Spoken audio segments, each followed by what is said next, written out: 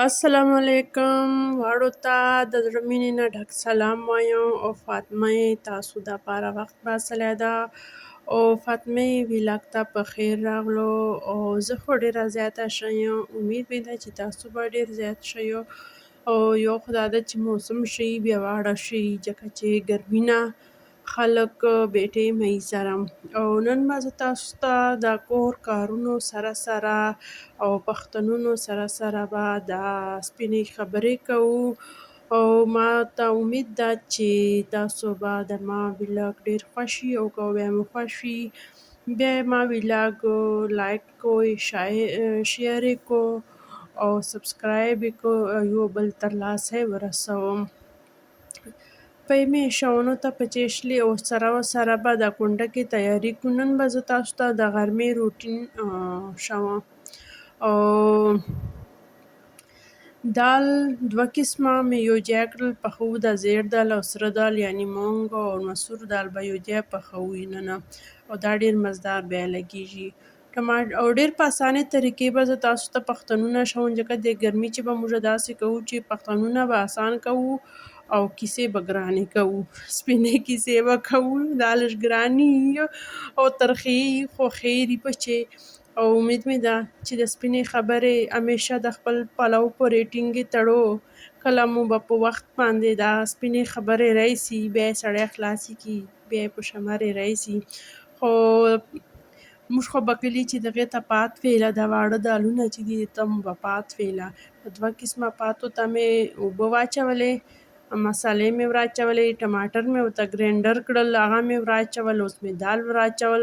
اوس کوکر ته مې وتله بس دا نور کار یې تاسو ته بس په چزېږه بوغۍ په ویه ټایم مې ورکړ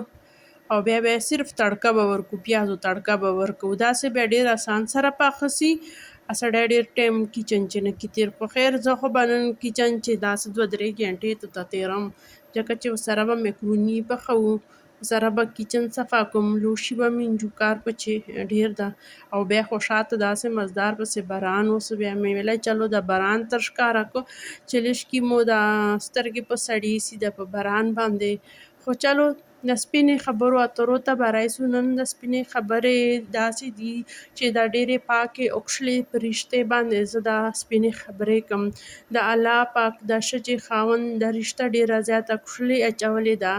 او مقدسه رشته ده نن به په دې باندې خبرې کوو خو دا رشته چې د چوره کوشلې ده دې رشتې حفاظت موږ دومره زیات نه وکړو ځکه چې د ښځې خاوند منځ چې ډېرې زیاتې جګړې راسي خفګانونه پیدا سي او د دوه کورونو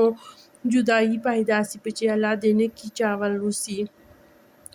خو زه اول په دا جنکۍ طرف ته خبرې کوم بیا به په زړکي طرف ته خبرې کوو خواشي باندې به د سپینې ګوتې واړه به باندې به د سپینه ګوته ږدوو او په تورو بیا خو بس داسې به لږ ږدو واړه په یوې ورځې نه کېږي خو نن به د خوراکیو باره چې خبره کوم یو خو دا د غټه خبره واړو نه چې دا نوې جنکۍ واده سي هغو ته لږ ډېرې زیاتې مسلې د سخرانې سره انډول اخیستنو چې ټایم لګي جګړې کېږي خو ما خو اولنۍ خبره دا ده چې د جنکۍ اول واده سي بیا د دې لږکې خاموشي اختیار کړئ خاموشه دې شورګېږي نه دې ډېر جوابونه چاته ورکوي نه دې ډېرې فضولې خبرې کوي ځکه چې هغه دو په کور ماحول پوه نه دو په خبرو پوه نه که نه بیا دی دالې ډېرې خبره وکړي او په هغو باندې بیا ښه نه ولګي خو داسې به کوي چې دی به جان بدلوي چې کومې کیسې کوم عادتونه کومې خبرې اترې ها پلارګنۍ ولې به پلارګنۍ چې پرېږدئ او سخرانې کور چې به د یوه نوې زندګي شروع کوي څرنګه سخرانه وي الله دې واړو ته ښې سخرانې ورکوي نو هغسې به جان اچوي لکه د یو مستري دیوال جوړوي که نه هغه سله چې کله په چې فټ کوي خو ګردۍ که په چې رایسي خو ټیک ته که نه په چې ګردۍ سله راځي بیا هغو ته ماته کړي بیا یې په چې ولګوي که نه پیوست کوي نو دیوال خو نه وتړنګوي که نه بیا ګردی چې دا دیوال به نیم ړنګ کړو چې د سله نیمه په چې رایسي له ګردۍ سله په چې رایسي نو بیا واړه دیوال ورته جوړوي چې نه دا نیمې سلې نه پاره به موږ اوس دا نیمه سله دیوال نور ږدو خو سله ورته ماتوي دیوال نه ورته ماتوي خو بالکل داسې ده یوې جینکۍ پاره به ګردی خندان نه بدلیږي، ګردۍ سخرانه به نه ورته بدلیږي، دی به جان ورته بدلی، ځکه چې دی یوه ده هغه ډېر دي. دغې باندې به موږ خبره کړو. نو اول خو دا ده چې خپل جان به بدلوي، لږ دې خاموشه شوري، دلې دلې ډېرې خبرې دې نه کوي، چې کله دی په سخرانې او په خامن طبیعت پوه سي بیا خو دې کوي، بیا خو یې مزه دي. او دا صرف یو کال وي، یو کال پاره باندې به لږکې د جینکۍ په جان سختي تېروي، دې پاره به خپلې ښې زندګي پاره به دی اول د تودو اوبو غړپ تېروي. بیا دومه خبره دا ده چې کله د ښځو منځ کې ډېرې جګړې راځي، خو چې کله پوهېږي چې دا خاوند مې غوسه ده، یا ما خبرې غوسه سه، یا په بلې خبرې غوسه ده، بارانه غوسه راغی، بیا دې داسې ښځه تکړهتوب کوي. الله پاک د ښځو ته ډېر زیات صبر ورکړی ده، سړیو ته یې برداشت ورکړی ده، ښځو ته یې صبر ډېر ورکړی ده. خو بیا دې ښځه د خپلې خولې پسې لږ تاله ولګوي، بیا چې د سړی وغږېږي د زړه بړاس وباسي، ښځه دې بلکل ورته غلې وي، بس دومره تکړهتوب دې کوي دا ښځه. بیا دې څه کوي چې پوه سي چې بس سړي زړه بړاس وباسي، بیا دې لږ غلی د باره ونوځي، ده ته دې سوچ موقع ورکوي. ځکه هېڅ ټایم چې که دی غوسه وي که نه، ښځه جوابونه ورړوي چې ما څه کړي دي، ما داسې نه دي کړي، یا زه به داسې کوم. ګوره بیا خو په دغو کیسو باندې سړی نور زیات غوسه سي. بیا خو وایي چې ښځې جواب نه، بیا دی تکړه جواب غواړي، بیا تکړه جواب ښځې ته ورکړي، بیا ښځه نوره غوسه سي، بیا وایي چې اوس به زه سړي نه تکړه جواب غواړم، بیا سړي ته ورکوم. نو بیا داسې جګړه ډېره زیاته غټه سي، کوروال خبر سي، ګاونډیان خبر سي، بیا خو کوروال تماشې کوي، خلک تماشې کوي، تاسو به بیا ورته جګړه کوو. نو دې نه ښه ده چې داسې په خاموشي سره دا جګړه ختمه کړو. بیا چې کله ښځه ووځي نو پوه سي چې سړي طبیعت مې به اوس ښه سړي ته لږ موقع ورسي چې ګوره ما دومره ډېره جګړه وکړه، ښځه مې دومره سپکه کړه، دومره غوسه مې ورته وکړه، دی ماته بلکل غلې وه او لکه دا ما ښه نه وکړل. نو هېڅ ته دغه شي سوچ میلاو سي، موقع ورسي، ښځه یې لږ باره جدا سي، لږ هغې پام بدل سي. بیا چې کله پوه سي چې اوس د طبیعت ښه ده، اوس به زه کمرې ته ورسه، لږ سړی به یې اوبه ورکړي یا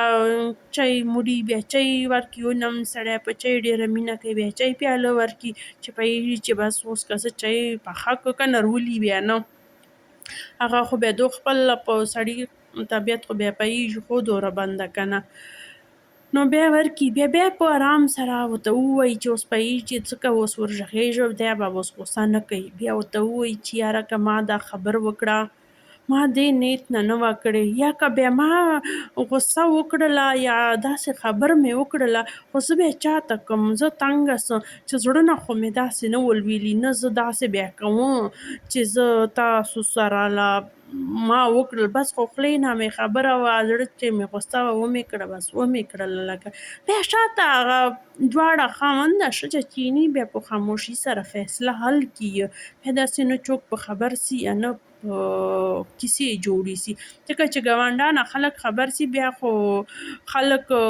دومره جګړه نه وي چې خلک بیا ماحول جوړ کړي، یوه بل ته خبرې کوي چې الله فلاني 2 ورځې نه اصلې واده او اوس یې جګړې دي سره. بیا که دومره ماحول نه وي جوړ، بیا خلک به یې ته جوړ کړي. نو دې نه ښه ده چې په خاموشي سره هر شی ختم سي. نو ورسره باران ګورو چې د سترګې مو په باران سړېږي، او کیسې خو دي ترخې سختې دي. خیر خو دا 2 خبرې مې وکړې چې یو خو سړی غلی شوري، یو خو بیا غوسې ټیم چې د ښځه صبر ناکوي، خولې پسې لږ تاله ولګوي. درېیمه خبر چې کومه ده چې د ښځې دپاره کومه چې د خرانې خبرې چې وي، د وړې جګړې مګړې وي یا د خاوند والې وړې جګړې وي، دا دې د مور د کور چې نه کوي، پلارګنۍ کور چې دې نه کوي، ځکه چې هغه به دومره جګړه نه وي چې کله یې دی پلارګنۍ کور چې وکړي، خو دغه مور او پلار دي یا ورور ده یا خور ده، زړه یې په سوځي. بیا هغې نه ډېره غټه جګړه جوړ سي. خو هېڅ ټایم چې خو دوی وي نه که نه چې مور او پلار خپل لور یا زوم یا خواښې هغه وویني چې یاره دا جګړه چې راشوري سله او لور مې چوره ملامته ده، زوم مې چوره ملامت، هلته خو دوی وي نه که نه، خو دوی خو بیا صرف هغه ویني چې لور یې ورته وایي که نه، لور یې تنګه وي چاته به وایي، خو دومره قدر چې د جنکۍ صبر وکړي او چې پوهېږي چې دا وړه خبر ده بیا به موږ خپله چې سره جوړ یو، خاوند مې به جوړ وي، زه به ورسره جوړه یم، بیا به موږ یوه پلیټ چې سره خورو. خو دې نه ښه ده چې پلارګنۍ مور دودو ته تکلیف ولې ورکړم، ځکه چې مور ته زړه چې خو به د هغه یوه کیسه پرته وي. که ته بیا شاته ډېر ورته وایې چې نه نه ما موږ اوس خوښ یو، نه دو زړه چې به هغه یوه خبره پرته وي. او دا مې د غرمې ټایم و، مړۍ مو تېره کړه، دا خوږې خبرې، دا ترخې خبرې، سپینې خبرې د خپل پلو پورې وتړو، کله مو په شمرې راځي. او ما ته اوس راکړو اجازت، په مخه شه. او بس ما تاسو د خدمت لپاره دا ټایم باسلی ده او تاسو د خپل د زندګي جوړونو لپاره د خوږې خبرې یارو، سپینې خبرې یارو، په مخه شه.